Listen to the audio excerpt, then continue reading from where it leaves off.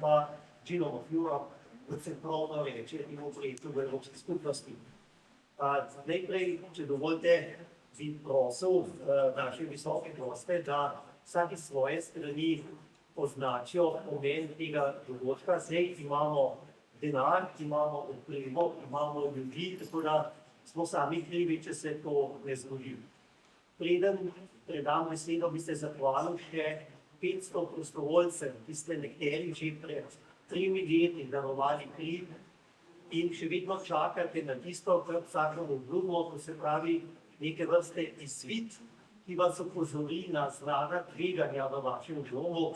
Torej, od danes naprej, lahko rečem, se bo to začelo in v nekaj mesecih dejansko lahko pričakujete ta izvid. Zdaj pa najprej se dovolite, prosim, gospoda ministra dr. Papiča.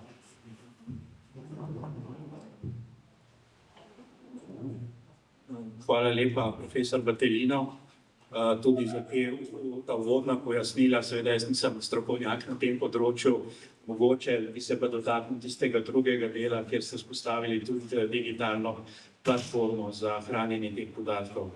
Torej, spoštovani kolegi, spoštovane in spoštovani predstavniki medijev, veliko veselje mi je, da sem danes lahko tukaj na nekem uradnem začetku izvajanja tega projekta. Moram poudariti, da gre za razpis v okviru naše javne agencije za raziskovalno inovacijsko dejavnost in seveda kolegi, ki so pripravili to prijavo oziroma so se prijavili na ta razpis in na tem razpisu uspešni. Gre za večji raziskovalni projekt v skupnem znesku, mislim, da 450 000 evrov. Tako, in seveda to je iz tistega paketa nekaj velikih raziskovalnih paketov. Kot razumem, seveda je to izredno pomemben korak naprej, predvsem pri zagotavljanju večje kakovosti diagnosticiranja v prihodnosti. Vemo, da pri tem projektu, se pravi v slovenskem referenčnem genomskem projektu, gre za načrtno analiziranje genomskih zapisov, sekvenc zdrave populacije, konkretno Slovencev v tem primeru, in da na podlagi tega uvajamo področje tako imenovane personalizirane medicine, kjer bojo, predvidevam, naši družinski zdravniki imeli te podatke na voljo in bojo bistveno hitreje in lažje diagnosticirali še posebej redke bolezni, genske bolezni in tako naprej.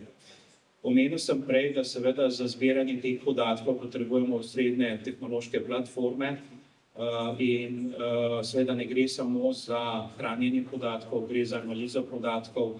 Prepričan sem, da se uporabljajo algoritmi umetne inteligence lahko in pa da zagotovimo predvsem varno izmenjavo teh podatkov.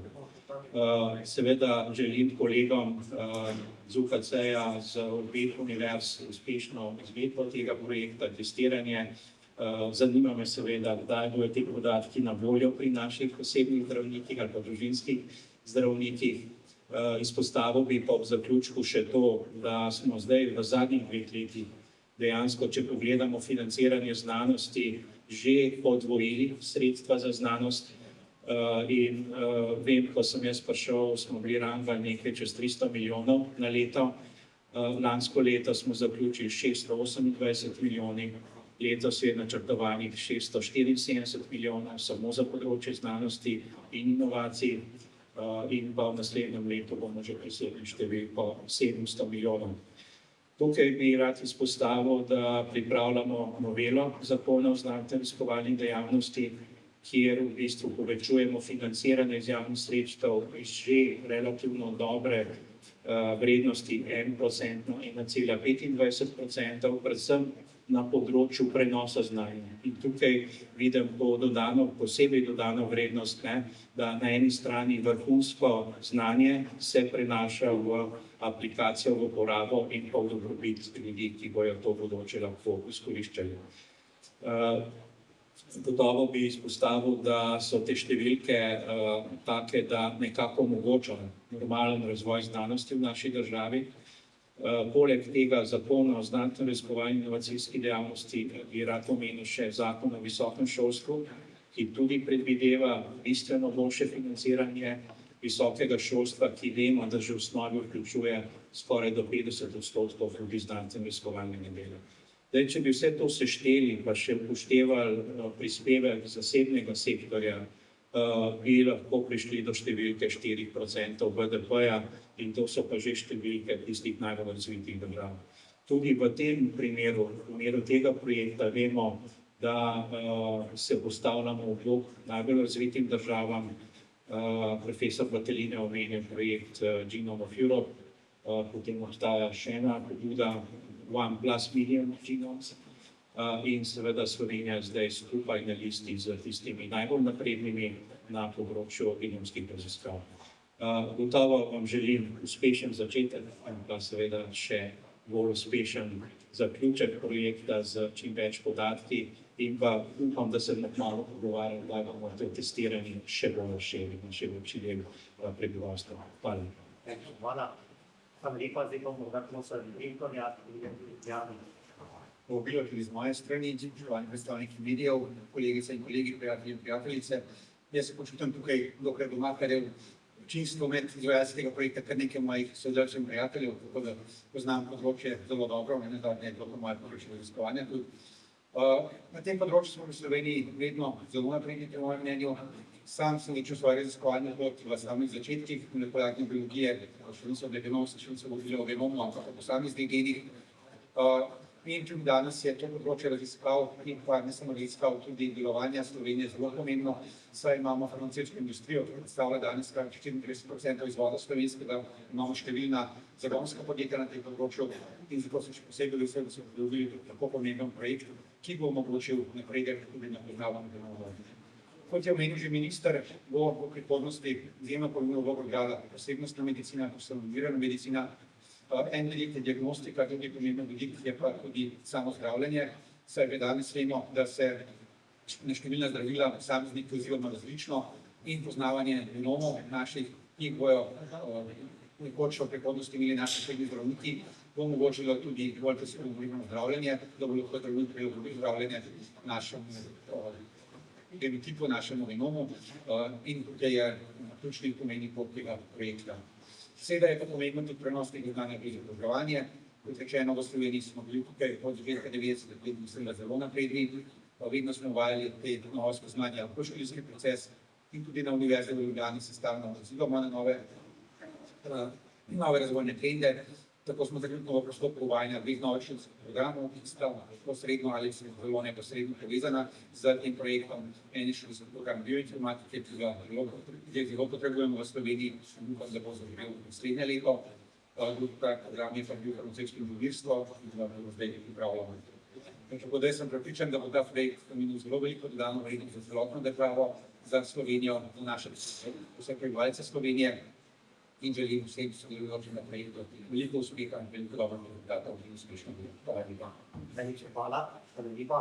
Zdaj bom predlagam, da damo še drugi univerzi priložnost, da bi profesor Vojčič prosil in bi pa zaključil denar.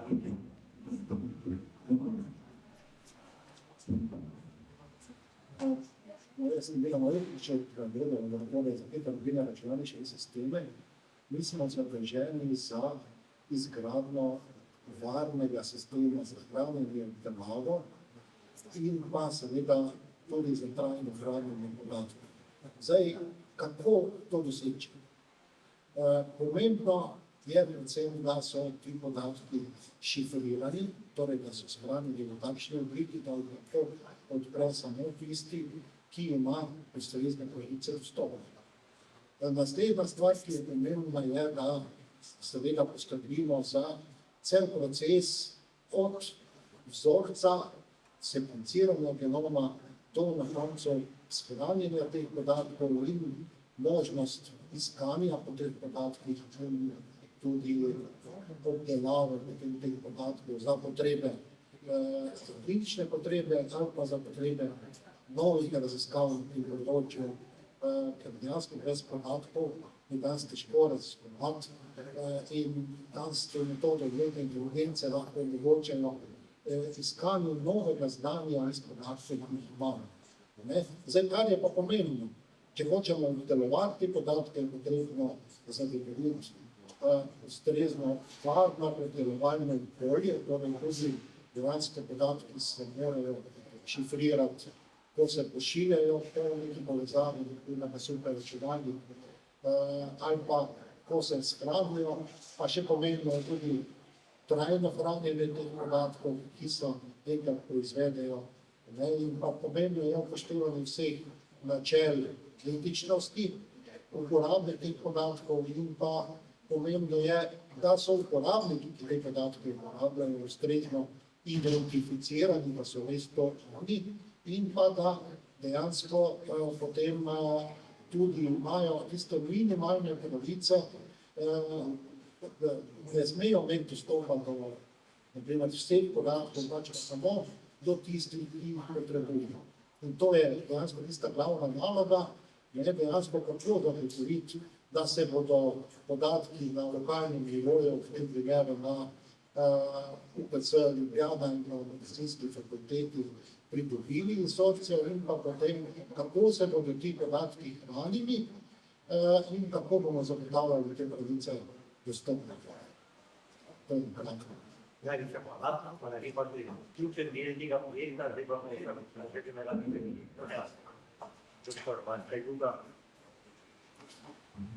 Dober dan, dobrodošli vsi, dobrodošli minister, predstavniki univerz. Danes tukaj predstavljamo en zelo pomemben projekt za celotno našo družbo. Tukaj gre prva zahvala razumu in sposobnosti prepoznavanja ministrstva, da vrhunska medicina lahko obstaja samo z roko v roki z vrhunskim raziskovanjem. Vse ostalo, pa medicina v obrtništvo in medicina ni obrtništvo. Čeprav slišim, da tudi na obrtništvo je razvoj izjemnega pomena. Ne glede. Sposobnost integracije tako kompleksnih znanj, kako jih zdaj pokažemo v Sloveniji, da lahko obe univerzi sodelujeta z medicinsko fakulteto, z ministrstvom, z največjo bolnišnico, ki ima največ znanja, kaže na to, da zmoremo. In da to zmoremo, bi se pa najbolj zahvalil prvič gospodu profesorju Battelinu in njegovi ekipi. Nič ni samoumevno, tudi to, da smo danes tukaj, ni samoumevno, zatem grejo ogromne dela, veliko prostovoljnega dela, predanosti ekipe, ki je bila že na tem, da bo to zagnala, vedno se pojavijo nove težave, ampak vse smo lahko premostili, da smo danes tu. Ampak ko govorimo o slovenskem genomu, ne govorimo samo o naprednem razvoju personalizirane medicine. Ta slovenski genom je zagotovo pomagal tudi v odkrivanju bolj temeljnih filozofskih in antropoloških vprašanj, kdo smo in kakšna je naša usoda. S poznavanjem svojih lastnih najbolj skritih skrivnosti, ki so bile do danes skrbno varovane v letnem zapisu, si namreč postavljamo ogledalo, ki nam bo tudi na evropski ravni morda pokazalo, da so meje, ki jih poznamo, le konstrukti naših strahov.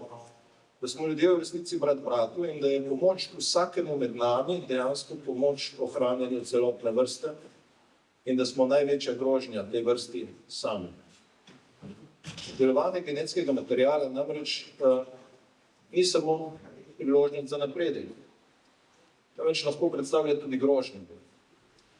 In tega se moramo zavedati. Manipulacija genetskega materiala osebno v povezavi z razvojem umetne inteligence odpira novo vprašanje morebitnega poseganja v civilizacijski razvoj, kot še nikoli doslej. In prav zato je izjemno pomembno, da se razvoj tovrstnih tehnologij razvija v javni ustanovi, v javnem interesu in pod strogim očesom odgovornih inštitucij in posameznikov z visoko znanstveno in moralno integriteto in ni predana interesu dobička ali drugih temačnejših interesov. Zato smo lahko ponosni, da v UKC Ljubljana skupaj z univerzami že zdaj imamo in naprej razvijamo tovrstno znanje, odgovornost in ljudi, ki bodo to odgovornost nosili. Tukaj je posebna zahvala ponovno profesor Battelinu, ki je gonilna sila tega projekta, ki z vso svojo izjemnostjo, predanostjo predstavlja garancijo za preprečevanje zlorab in uspeh projekta. In prav v kontekstu razvoja novih genskih in celičnih terapij lahko tudi danes sporočam, da smo v UKC Ljubljana na novo ustanovili enoto za tkivno diagnostiko in napredne celične terapije, ki bo poskušala iskati sinergije različnih ved, smeri v medicini in tako pripeljati našo medicino na še večji nivo. Zavedamo pa se, da bo vrhunskost, ki jo sedaj še dosegamo, možna lahko le, če bomo v naslednjih letih investirali še več v znanje, razvili center translacijske medicine, ki se ga nekako projektiramo, predvidevamo v bližini med fakulteto in univerzitetnim kliničnim centrom in tukaj bi seveda prosili za dodatno pomoč.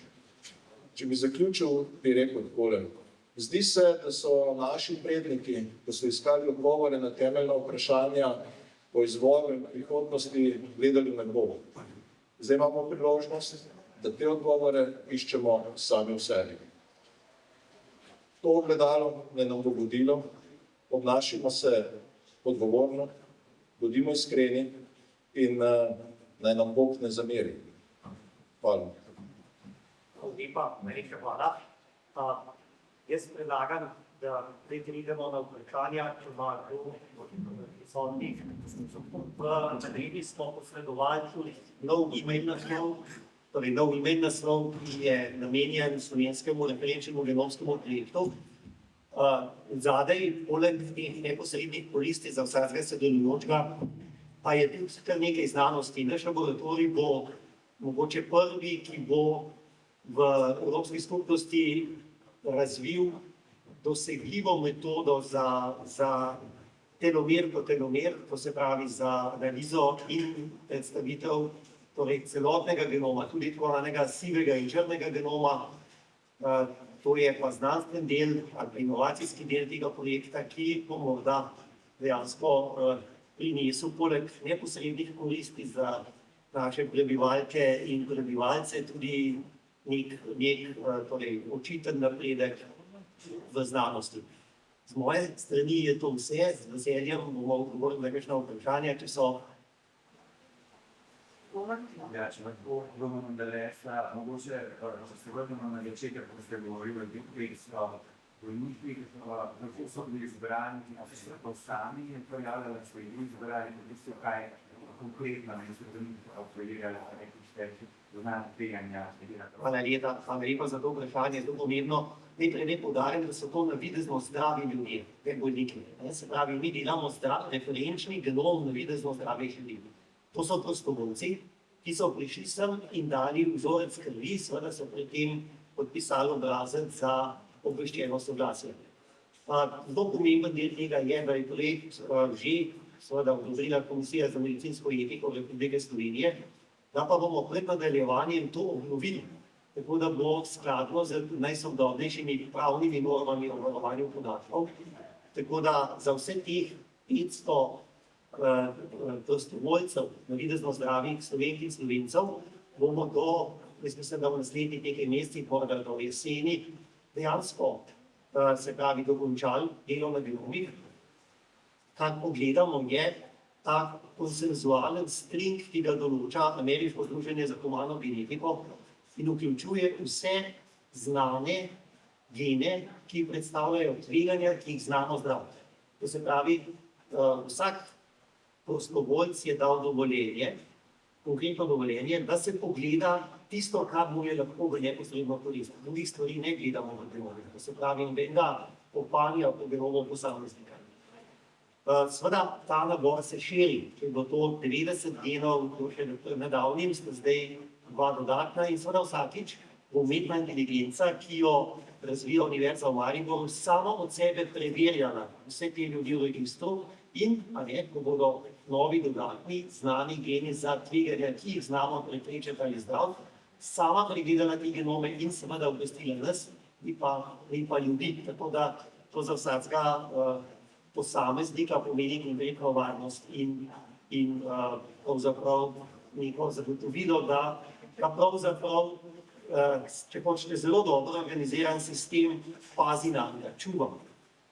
Novo v tem delu, in to bomo tudi za vse zagotovili, pa je farmakogenetski del. Univerza v Ljubljani na medicinski fakulteti ima Inštitut za farmakogenomiko, ki pa bo tudi na vseh teh genomih prostovoljcev se pravi, ugotavljal farmakogenomske značilnosti. To pa pomeni, kar je omenil že gospod minister, da bo lahko zdravljenje torej prilagojeno na vsakega posameznika.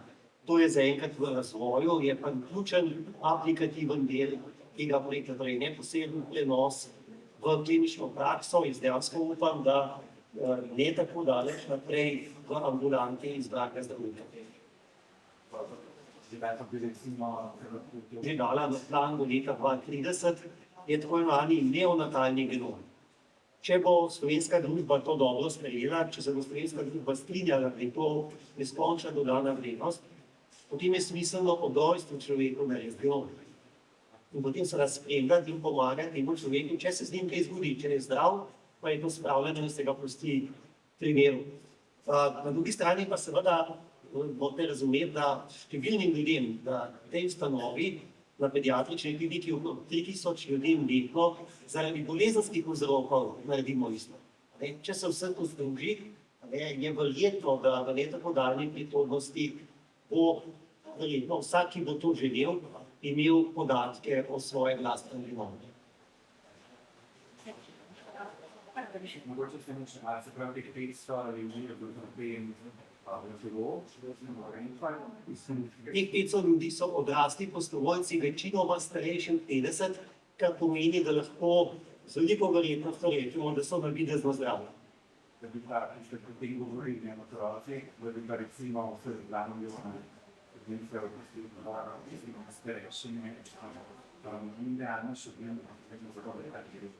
Vprašanje je, kdaj bomo vseh 2 milijona posekvencirali.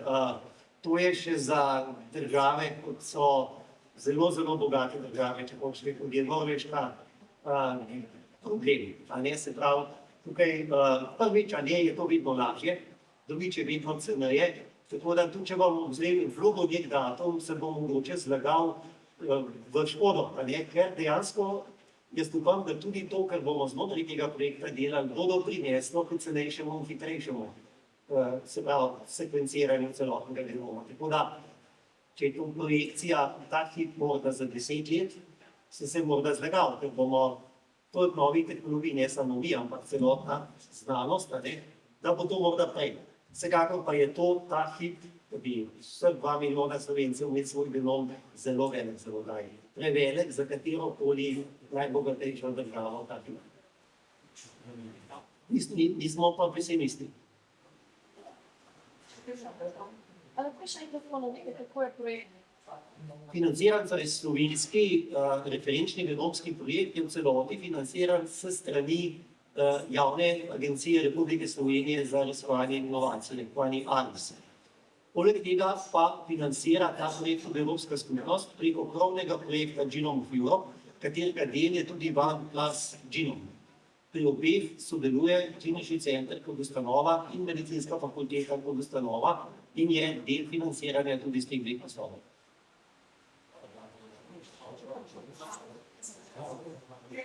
Hvala.